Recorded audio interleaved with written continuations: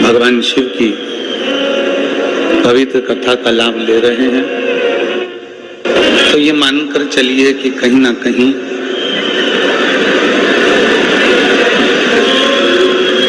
शिव हमारे भीतर विराजमान है।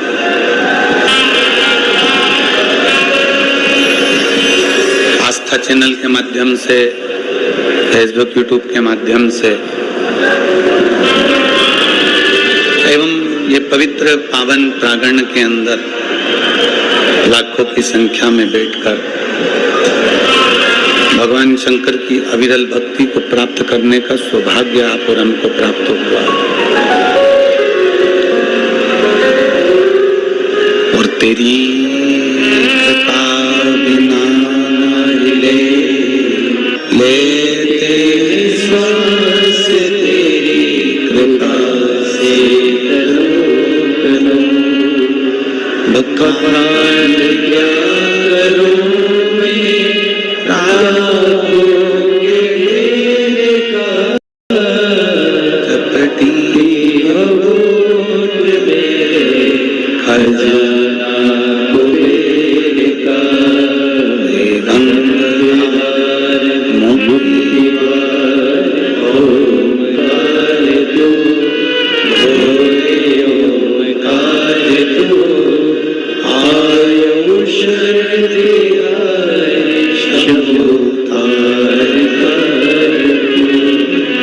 भगवान देवदेव महादेव की कथा कर रही है, भगवान शंकर का चरित्र कथा है, शिव महापुराण वर्णन करती है। जिस समय पर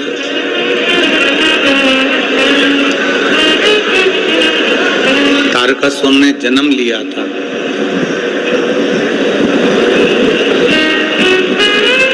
उस तारकासुर ने सभी देवताओं को परेशान किया।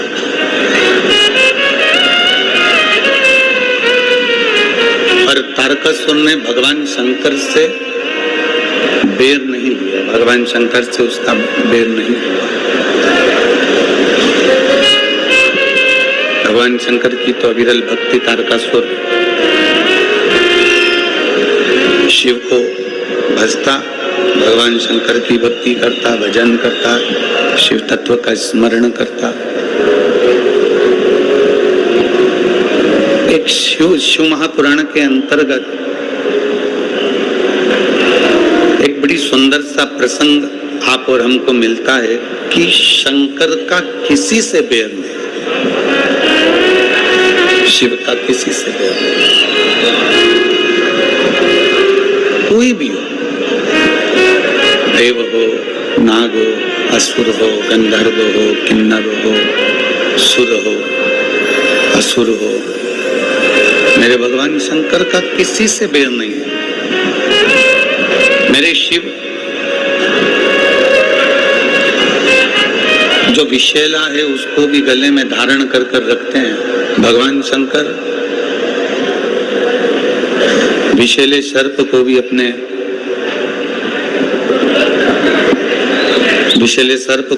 अंदर, अपने गले के अंदर उतार कर रखते हैं, अपने गले पर रखते हैं। विष को भी मेरे शिव अपने कंठ पर रखते हैं।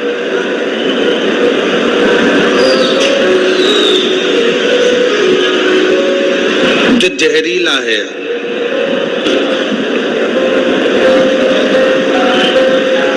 जो जहर से परिपूर्ण है, मेरे शंकर ने उसको भी अपने करीब में रखा।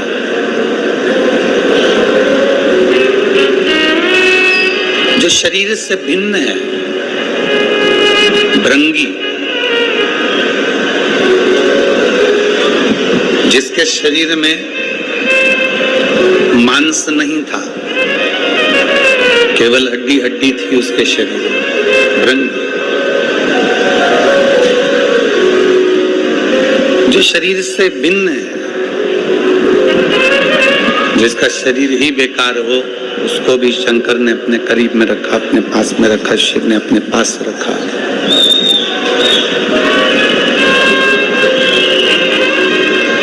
जिसको लोग नकार देते हैं, जिसको लोग भगा देते हैं, जिसको लोग अपने पास तक नहीं रखते, अपने नजदीक तक नहीं रखते। ऐसे मेरे भगवान देवाधिदेव महादेव ने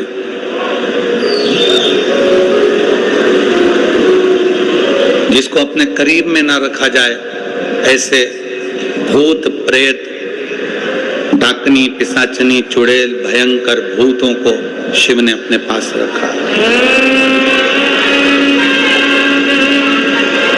मेरे उघड़ बाबा ने अपने नजदीक में रखा। कोई कहता है कि गुरुजी पितृ दोष लगता है।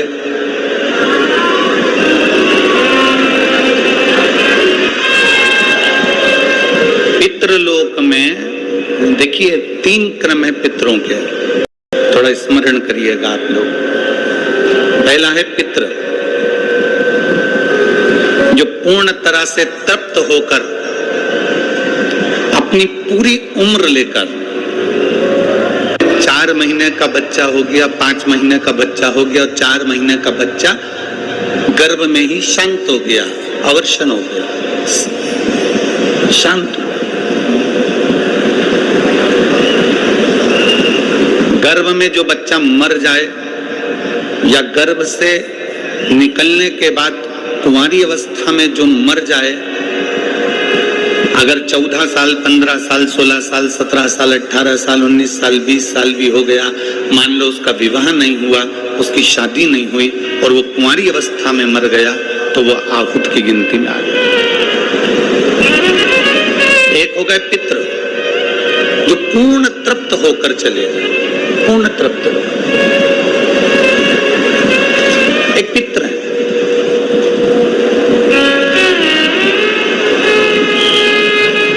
जो पूर्ण तृप्त होकर चले जाते हैं, अपनी पूर्ण अवस्था में पूरी उम्र लेकर पूरी उम्र के साथ जाते हैं, तो पितरों की गिनती में आ जाते हैं। एक होता है आहूत, माता के गर्भ में कहीं शांत हो गया, माता के गर्भ में 4 महीना, 5 महीना, 6 महीना, 7 महीना, 8 महीना, 9 महीने में कहीं शांत हो गया, या जन्म लेने के बाद कुंवारी अवस्था में शांत हो गया, तो वो आहूत की गिनती में आ जाता है।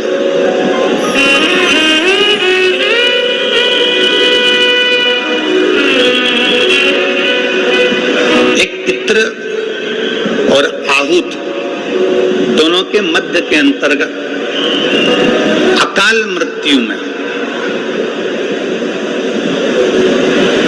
एक्सीडेंट हो गया, कोई बड़ी बीमारी हो गई, कोई बड़ा रोग आ गया, कोई बड़ी तकलीफ आ गई, कोई सुसाइड कर लिया, कोई अपने प्राणों को त्याग दिया, किसी ने कोई किसी न किसी रूप में उसके प्राण चले गए, वो बस गिनती में आता है। अकाल मृत्यु जो मध्य के अंतर्गत है।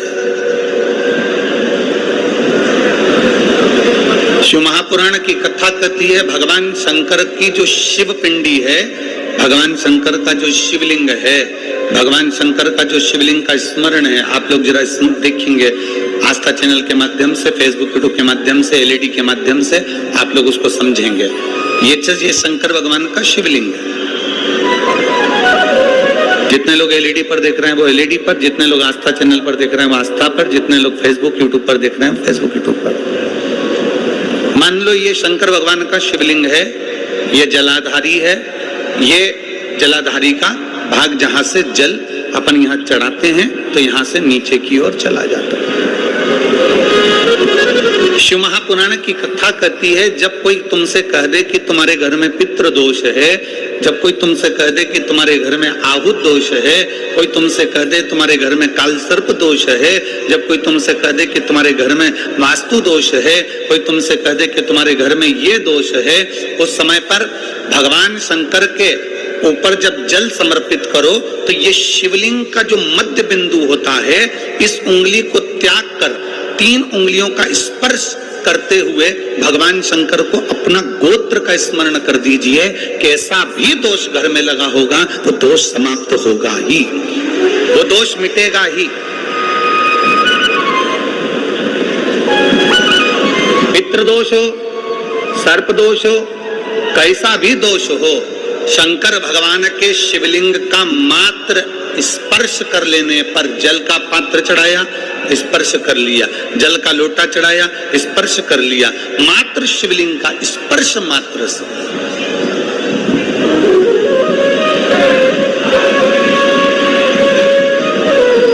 संसार में पृथ्वी पर आज श्राद्ध पक्ष के अवसर पर पूरा देश, देश ही नहीं विदेश, संपूर्ण देशवासी, संपूर्ण विदेश में रहने वाले सनातनी आज भगवान अपने अपने पितरों को अपने अपने श्राद्ध पक्ष में पूर्वजों का स्मरण कर रहे हैं, उनको याद कर रहे हैं।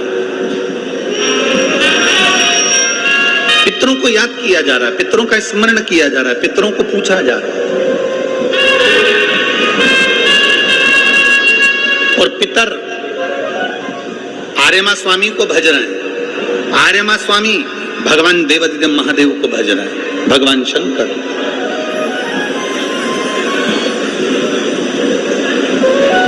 शिव महापुराण की कथा कहती है, आप जब एक लोटा जल भगवान शंकर को समर्पित करते हो, जब आप एक लोटा जल भगवान शिव को समर्पित करते हो, उस समय भगवान शंकर को जल चढ़ाते समय आपके पूर्वज, आपके पितर, आपके आहूत, आपके वासुद, जो भी आपके हैं, वो सब आकर अपना अपना भाग, जल भाग प्राप्त कर लेते हैं, अपना अपना भाग ले लेते हैं।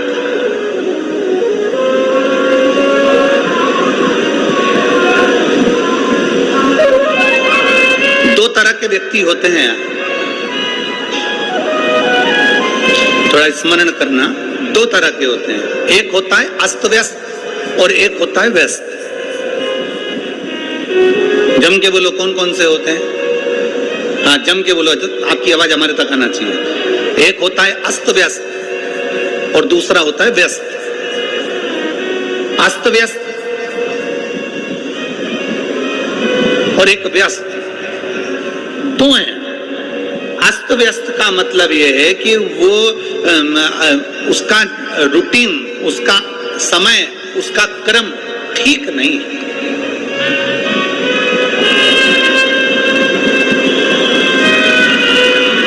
व्यस्त होना एक अलग बात है और अस्त व्यस्त होना एक अलग बात है। व्यस्त होना मतलब अस्त व्यस्त जो व्यक्ति होता है ना, उसको एक मिनट का भी समय नहीं मिलता है, एक मिनट का भी समय नहीं मिलता अगर अस्त व्यस्त व्यक्ति है। एक व्यस्त अगर व्यक्ति है ना, कोई कहता है कि व्यस्त है ना, तो वो अपनी व्यस्त जिंदगी में थोड़ा समय निकाल लेगा, भजन भी कर लेगा, काम भी कर लेगा, पत्नी से, बच्चों से, कुटुंब से, कबीले से, नातों से, रिश्तों से, सबको साथ कर चलेगा, सबको लेकर चलेगा।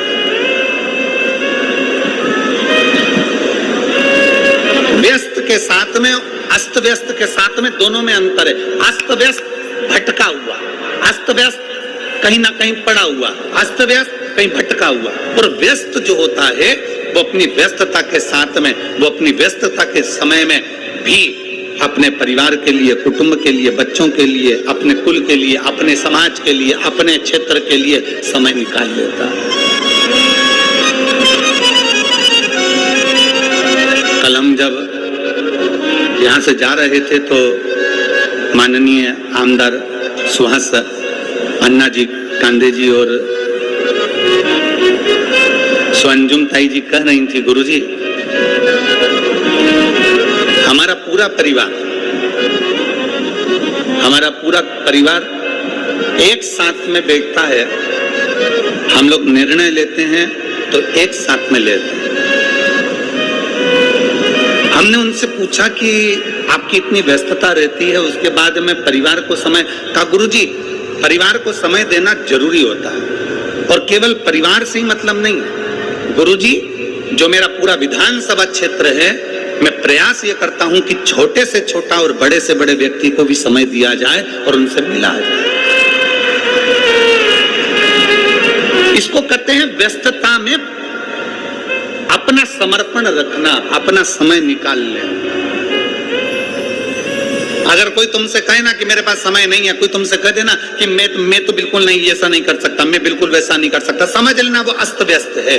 व्यस्त होता तो समय निकल जाता, क्योंकि समय को वो साथ कर चलता है। अस्त व्यस्त व्यक्ति साधता नहीं है, पर व्यस्त व्यक्ति समय को भी निकाल लेता है। जैसे कल अन्ना जी कह रहे थे कि हमारा परिवार, अंजुम ताई जी कह रही थी कि हमारे परिवार को, हम हमारे क्षेत्र को पूरा समय देते हैं। व्यस्त रहो, पर व्यस्तता के साथ में अपनों को थोड़ा सा समय देते रहो।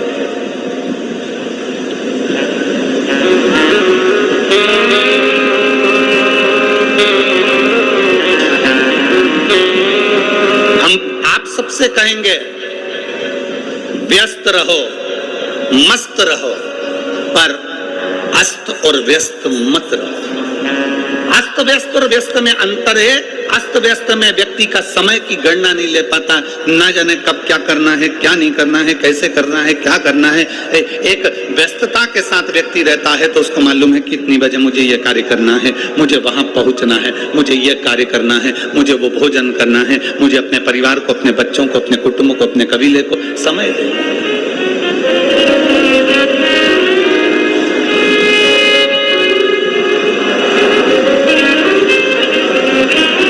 भगवान ब्रह्मदेव, भगवान इंद्रदेव, भगवान नारायण, भगवान करुण देव, भगवान वरुण देव, भगवान देवाधिदेव महादेव, इन सबको देखिएगा, सबको। इंद्रदेव 24 घंटे टेंशन में मिलेंगे। इंद्रदेव को 24 घंटे चिंता लगी रहती है, ये कैसे हो गया, ये तप करने बैठा है तो तप करने क्यों बैठ गया, ये भजन करने बैठा है तो भजन करने क्यों बैठ गया, ये उपास रख रहा है तो क्यों रख रहा है, किसी पेड़ की छांव में कोई ऋषि बैठ गया तो इतने समय तक तप कर लिया इसने, कहीं इंद्र का आसन ना ले ले, इसने तप कैसे कर लिया, इसने भजन कैसे कर लिया, इसने कीर्तन कैसे कर लिया। इंद्रदेव 24 घंटे टेंशन में रहते हैं।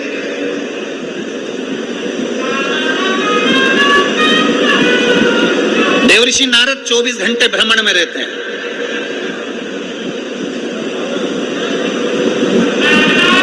ब्रह्मा जी 24 घंटे सृष्टि के निराकरण में रहते हैं।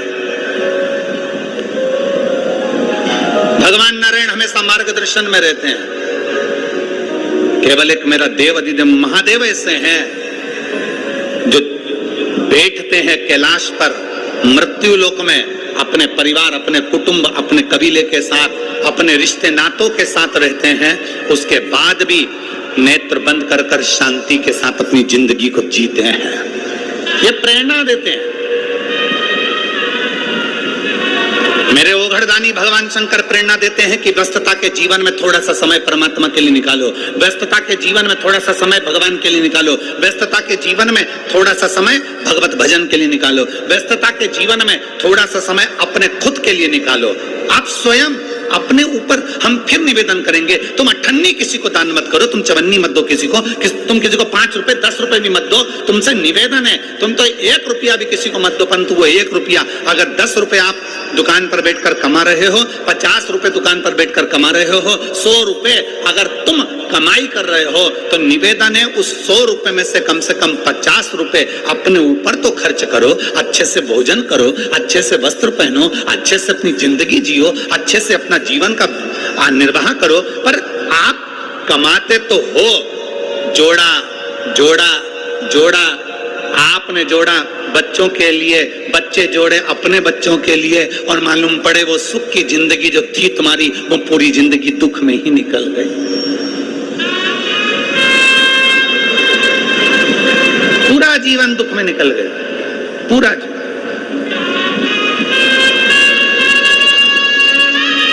और हुआ क्या आखिरी में? आखिरी में हुआ क्या?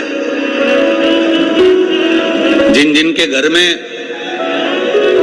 अपने पिता के, माता के, दादा के, दादी के, काका के, काकी के, ताऊ के, ताई के, जिनके घर में पूर्वजों के फोटो लगे हुए हैं, उनका फोटो देखकर विचार करना कि इन्होंने पूरा जीवन कमाया, जोड़ा, जमीन, घर, मकान, जायदाद, कपड़े, वस्त्र, आभूषण सब जोड़ा, और आखिरी में सारा की सारा छोड़कर एक क्षण में चले गए, एक क्षण में चले गए।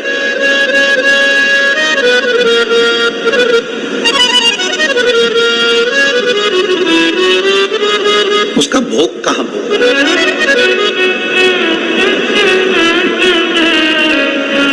उसका भोग कहां भोग?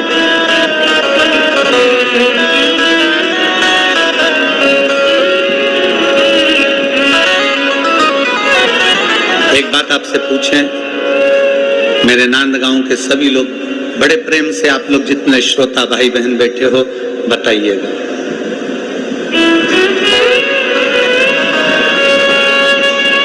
तुमने जो कमाया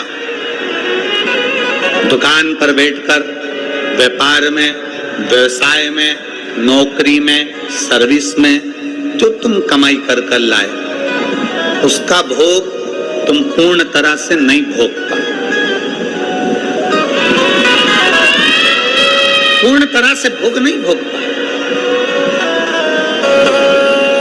कपड़े लेकर आए, कपड़े का भोग भी तुम पूर्ण तरह से नहीं भोगे। कोई आभूषण लेकर आए, आभूषण का भोग भी तुमने पूर्ण तरह से नहीं भोगा।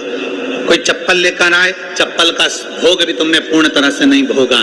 कोई वस्त्र, आभूषण, जमीन, जायदाद, मकान, बंगला, गाड़ी, किसी का भोग तुम पूर्ण तरह से नहीं भोगते। मकान बनाया, मकान बनाने के बाद में फिर विचार करते हो थोड़ी सी 2 एकड़ जमीन ले लूं, 2 एकड़ जमीन लेने के बाद फिर विचार करते हो कि 4 एकड़ जमीन ले लूं। सब कुछ बढ़ाया तुमने, जितना बढ़ाया उतना भोग नहीं भोग पाए। पर शास्त्र कहता है तुमने जो कमाया उसका भोग तुम पूरा नहीं भोग सकते। पर इतना याद रखना, तुमने जो कमाने के लिए जो तरीका या नियम या नीति के अनुकूल जैसा कमाया, उस कर्म का भोग तुम्हें भोगना ही पड़ता है। तुमने वस्तु का भोग भोगा कि नहीं भोगा, तुमने सामग्री का भोग भोगा कि नहीं भोगा, तुमने संसाधन का भोग भोगा कि नहीं भोगा, पर अपने कर्म का भोग हमें भोगना ही पड़ता है। इसलिए शास्त्र बार बार कहता है, किम्मत बुरे कर्म कर बंदे वरना पछताएगा, भगवान की आंखों से तू बच नहीं पाएगा, तू बच नहीं पाएगा। अरे ओ अज्ञानी मत करना, तेरे कर्म का फल भी तू ही पाएगा, जैसा किया तूने तेरे आगे आएगा। मत बुरे कर्म कर बंदे वरना पछताएगा, भगवान की आंखों से तू बच नहीं पाएगा, तू बच नहीं पाएगा।